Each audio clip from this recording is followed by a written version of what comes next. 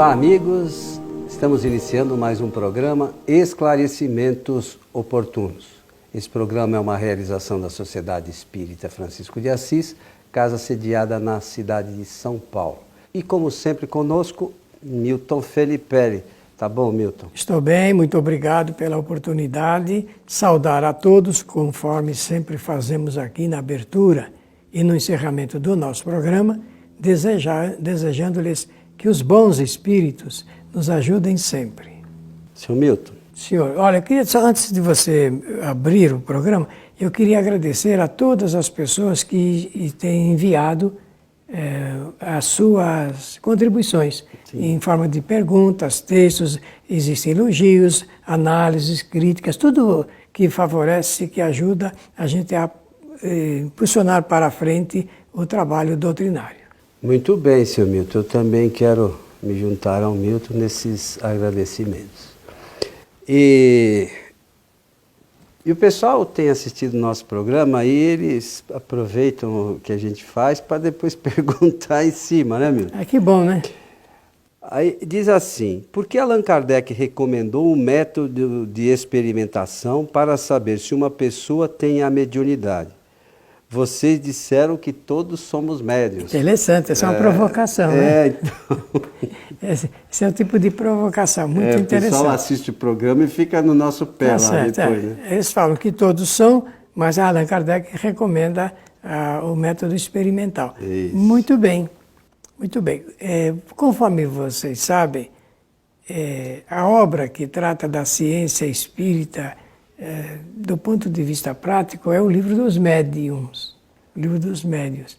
O Livro dos Médiuns é uma importante obra publicada em 1861 por Allan Kardec. E o objetivo desse livro, segundo o próprio codificador, é orientar médiuns e magnetizadores, como forma ele chamava antigamente. No fundo, na linguagem nossa, são os dirigentes espíritas. Dirigentes e médiuns, portanto, têm um livro em forma de manual muito importante. É a ciência espírita, é o momento em que vamos acionar a ciência espírita. E o assunto mediunidade tem a ver com a própria ciência, né? Embora o livro chama-se Livro dos Médiuns, ele trata também da ação dos que não são médiuns, das pessoas que produzem os mesmos fenômenos produzidos pelos espíritos com a sua ação psíquica, o poder psíquico, a força psíquica. Então ele é um livro que se destina a médiuns e pessoas não médiuns, vamos usar o termo da parapsicologia, sensitivos, que também produzem os mesmos fenômenos. Muito bem, mas Kardec fez essa diferenciação porque a questão de todos sermos médios, porque todos recebemos influência dos espíritos, mas nem todos conseguem receber, ser os intermediários dos espíritos. Então existe essa diferença. Até porque se você disser que nem todos, alguns não recebessem a ação de algum espírito, nós estaríamos meio que jogados numa situação complicada. Como é que os nossos espíritos protetores iam nos auxiliar? É verdade. Então, eu não dei essa classificação. Observando a pergunta por esse aspecto apreciado pelo Coelho, então nós podemos dizer assim: a mediunidade se divide em duas categorias, né? A mediunidade de efeitos físicos e a mediunidade de efeitos intelectuais, ou inteligentes. Allan Kardec, no Livro dos Médiuns, também vai escrever dessa maneira, ele vai escrever assim. E existe a faculdade que ela é inerente a todos os seres humanos. E isso tem uma explicação. Todos os homens, todos os seres humanos, espíritos encarnados, necessariamente precisam entrar em contato ou receber influências dos espíritos. É por causa dessa faculdade generalizada que todo ser entra em contato com o seu espírito protetor. Senão não teria como acionar isso. Tá certo? Então esse é o primeiro ponto dessa classificação de Allan Kardec. Então existe a mediunidade generalizada, que todos os seres humanos possuem. Mas existe a mediunidade, aquela que Herculano Pires chamou de dinâmica, mediunidade dinâmica, que no kardecismo, no estudo de Kardec, nós podemos dizer é uma mediunidade ostensiva, que nem todos os seres humanos possuem. Existem parte da população mundial que tem essa mediunidade ostensiva e o restante, o geral, mediunidade generalizada. A generalizada serve para o contato generalizado com os espíritos de uma forma geral mesmo, para que nós recebamos as suas influências. Mas a outra, a ostensiva, é para que o seu agente ele sirva de intermediário dos espíritos aos demais encarnados.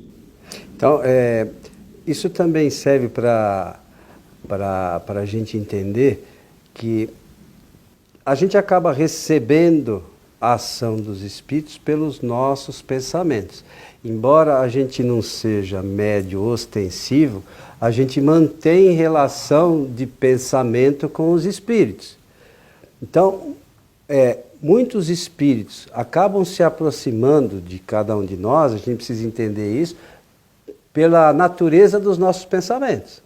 Então, se os nossos pensamentos são bons, nós atraímos espíritos bons. Se os nossos pensamentos não são muito bons, os espíritos que nós atraímos são dessa mesma natureza. Então, embora nós não sejamos médios ostensivos, a qualidade dos nossos pensamentos é fundamental para a nossa saúde, porque a obsessão é uma enfermidade. É uma enfermidade de origem espiritual. Então a gente precisa, embora sabendo que nós não somos médios ostensivos, que somos médios generalizados, como o Milton explicou, essa generalidade faz com que a gente mantenha contato com espíritos que podem ser prejudiciais a nós, ou bons. Então isso depende de nós.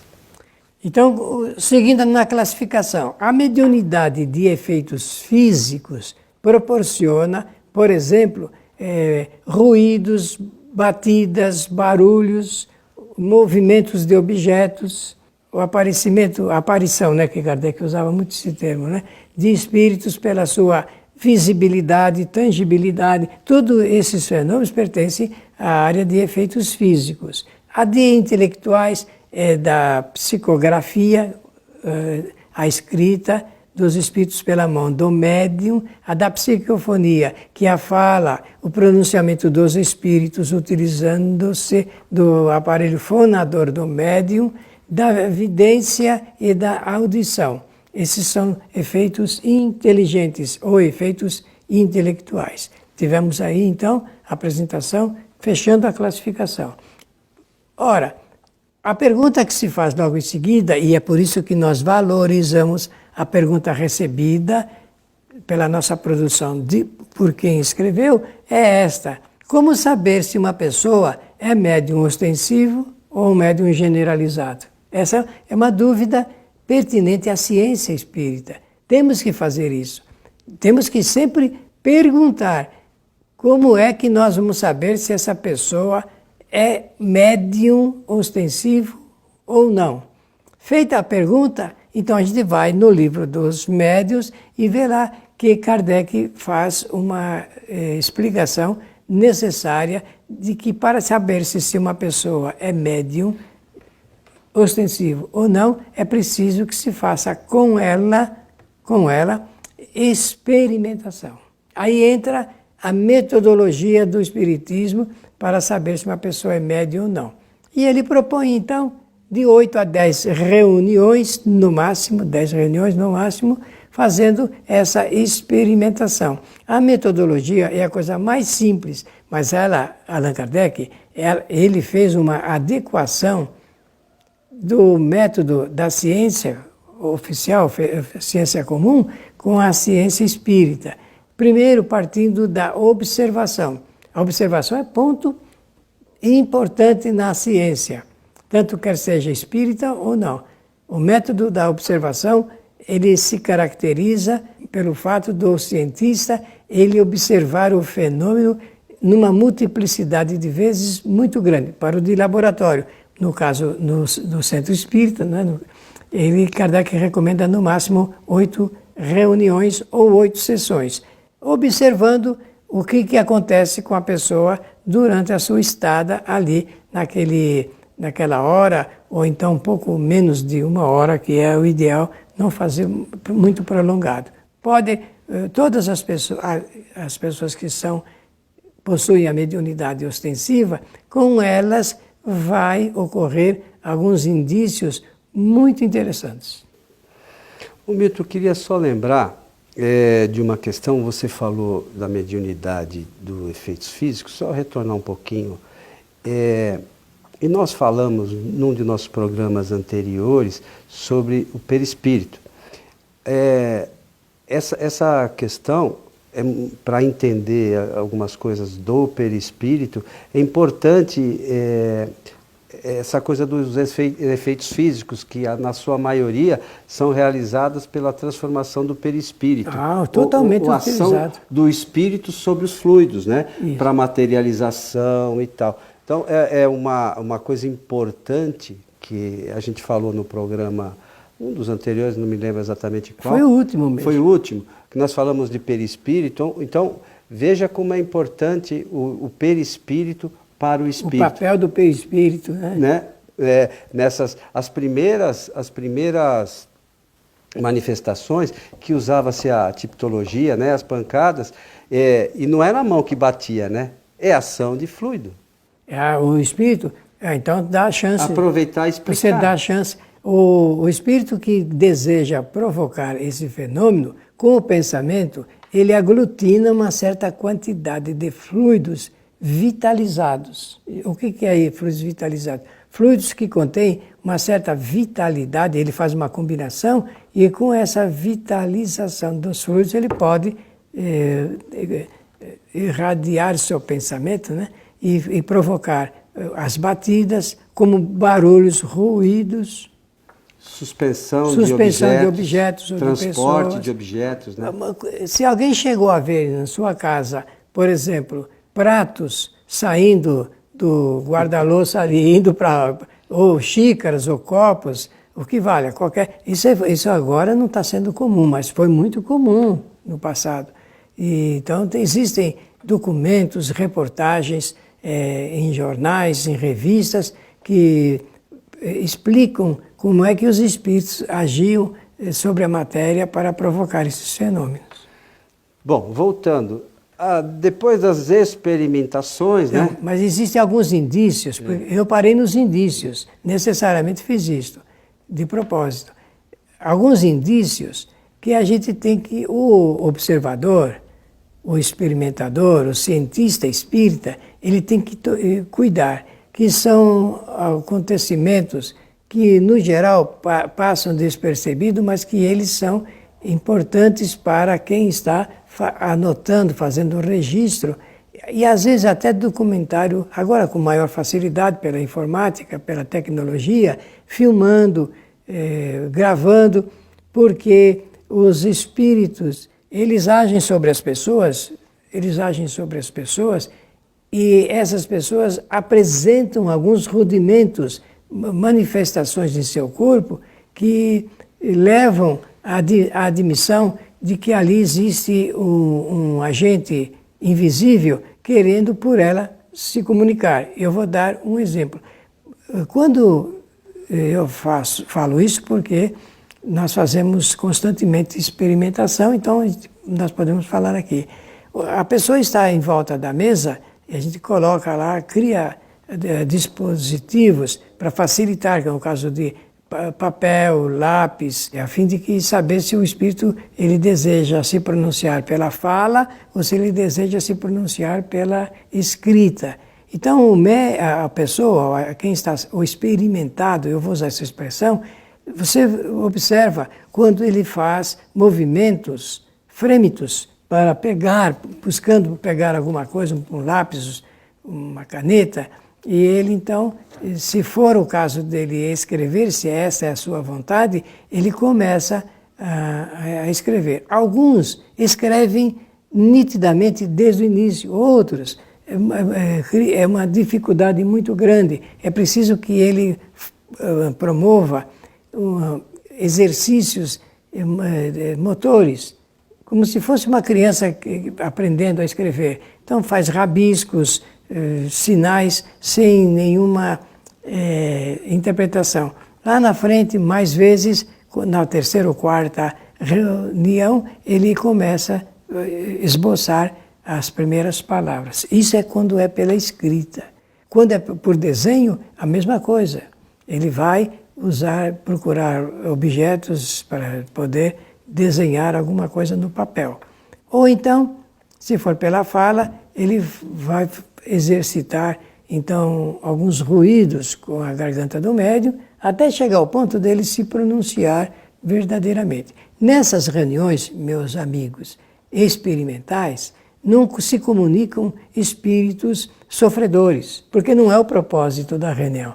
O centro, ele caracteriza a natureza da reunião, dá a essa natureza, essa sua forte característica, então só se comunicam os espíritos que querem exercitar-se através do médium. E a gente não pode imaginar que nessas experimentações não exista também um grupo de espíritos responsáveis por elas, até para auxiliar nesse desenvolvimento.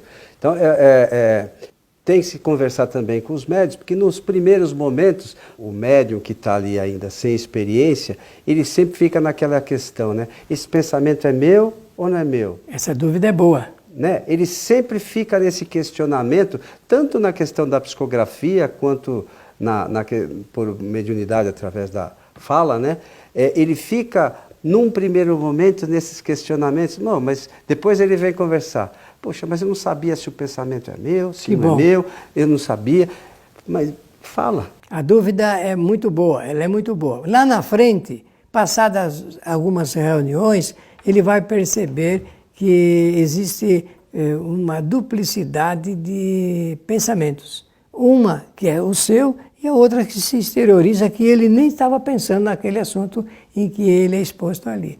Eu esqueci, foi uma pequena falha minha aqui no nosso programa, mas eu tenho que dizer algo antes de começar a experimentação, que é as pessoas experimentadas, antes de irem para a mesa ou à reunião de experimentação, têm que conhecer o Espiritismo, teoricamente.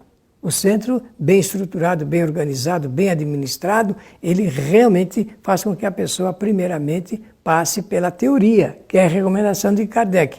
A hora que vocês abrirem o livro dos médiuns, vão perceber que Allan Kardec, logo no início, ele vai dizer que a teoria deve preceder a prática. E não é só a leitura do livro dos médiuns, não. É importante que a gente tenha um conhecimento da doutrina espírita. Porque imagine que nós temos o trabalho de evocação, né, que a gente vai evocar espíritos. Como é que eu vou dialogar com o espírito se eu não conheço a doutrina? Não tem jeito. Uma vez me falaram que a dirigente do trabalho, uma pessoa que estava no trabalho, é só um caso, falou para o espírito assim: você não pode mais voltar lá. O espírito deu risada e falou: e meu livre-arbítrio? Então, é fundamental que a gente conheça a doutrina sob pena de servir de chacota para os espíritos. É verdade. Né? Então, o Kardec orienta que a teoria deve preceder a prática, mas a teoria não se atenha a meia dúzia de livrinhos. Nem a mediunidade apenas. Então é preciso que a gente leia o livro dos Espíritos, leia o livro dos Médiuns, conheça o Evangelho, leia o Céu e o Inferno, porque ali tem algumas são 67, não é isso? Relatos de espíritos, que são espíritos que de repente a gente pode conversar com um que tem alguma similaridade, correlação. Alguma correlação com aquele que vai se apresentar ali. E depois a Gênese, que a gente vai entender melhor essas questões relacionadas com fluidos, né?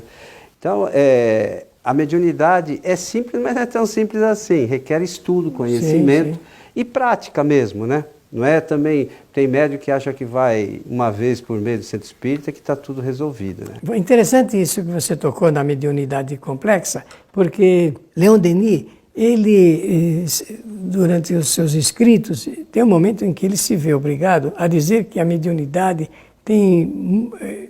é multifacetada, quer dizer, muitas faces, e é verdade. Então a gente precisa conhecer todo esse conjunto para depois ir parcelando, pegando cada parte e depois o ponto menor. Aí nós podemos dizer que nós dominamos por inteiro essa matéria. Meu amigo Milton Felipe, estamos chegando ao final de mais um programa Esclarecimentos Oportunos. Olha, eu só queria que você relesse a pergunta para nós encerrarmos, por favor. Por que Allan Kardec recomendou o método de experimentação para saber se uma pessoa tem a mediunidade? Vocês disseram que todos somos médiuns. Então, agora, com a reunião de experimentação, não tem mais dúvida. Quem é médium e quem não é médium intermediário dos espíritos. Pela atenção de todos, o nosso maior desejo é o de que os bons espíritos nos ajudem sempre. E nós lembramos que a nossa casa, a Sociedade Espírita Francisco de Assis, tem palestras públicas todas as quartas-feiras a partir das 20 horas. Nossas palestras são transmitidas pela nossa página do Facebook, é facebook.com/transical, o transição sem o tio e a cedilha. A você que esteve conosco, nosso abraço e até o nosso próximo encontro.